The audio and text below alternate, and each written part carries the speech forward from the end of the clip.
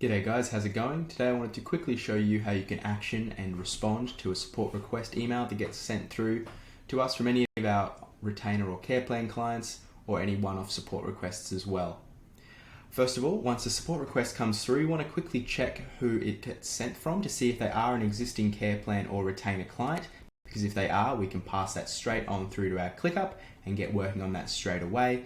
But if they're a new client or someone we haven't heard from that we haven't got billing arrangements with, we'll first of all want to run that by our project management team or just to see what needs to be done there and if a quote needs to be sent out to the client.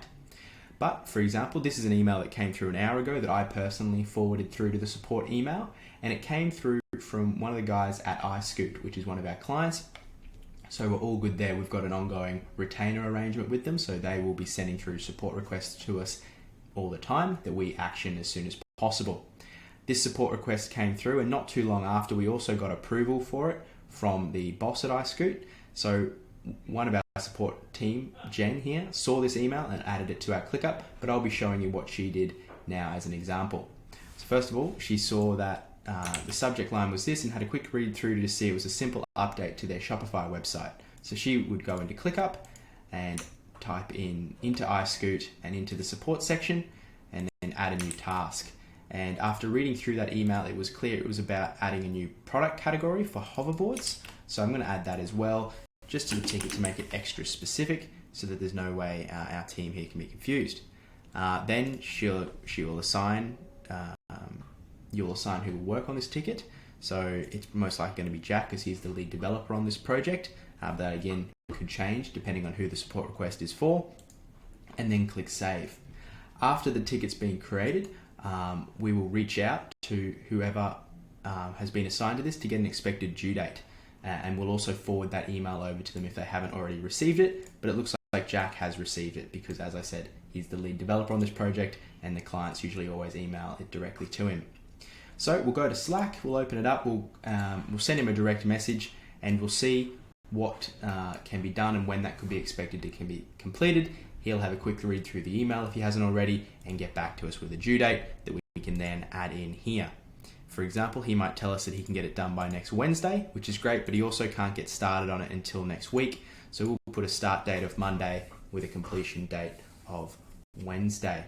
Now there's also a field here for time estimate. If he has an expectation of how long that will take and it's a one-off quote that we need to quote a specific number of hours on, we'll put that in here. But for this client, it doesn't matter how long it takes. We just get it done and we track the amount of time it takes and then we invoice them at the end of the month. So we don't need to put a time estimate in for this client.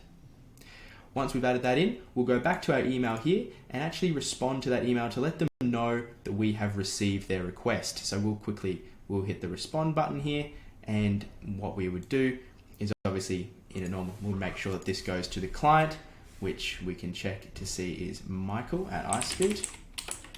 There we go. And we'll also want to CC in some of the other team here. Supply is the email of the boss, and we'll just CC in everyone else who was from that side of the business in the response. Then we'll go over the intranet files and into our email templates, into our support email, and then we've got two templates here. One's for when the support request has been received, and one is for when the ticket has been completed. So we'll open up the received template. We'll just copy that from here. Obviously there's no subject line because we're just responding to an email. We'll paste that in here. We'll replace first name with the person who sent us the email, which it looks was Michael, and we'll just send this directly back to them saying, "Hi Michael, thank you for sending this support request through. This has been passed on to our team and will be actioned as soon as possible. If we need any more information, we'll be in touch. And if you have any questions, feel free to reach out." And then we'll click send and we're done. That's it. So what we've done now is we've read and understood the support request, we've added it to ClickUp, assigned it to the right person on our team, got an expected due date from that developer on our team, and then replied to the client to let them know that we're on it and we'll be in touch as soon as possible.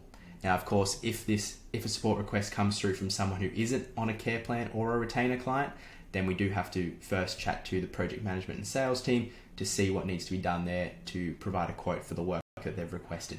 But typically, it'll only be coming from care plan or support clients. That's it. Thank you so much for watching this video. I hope you found it useful. If you have any questions, of course, feel free to reach out. Otherwise, best of luck. Thanks a lot.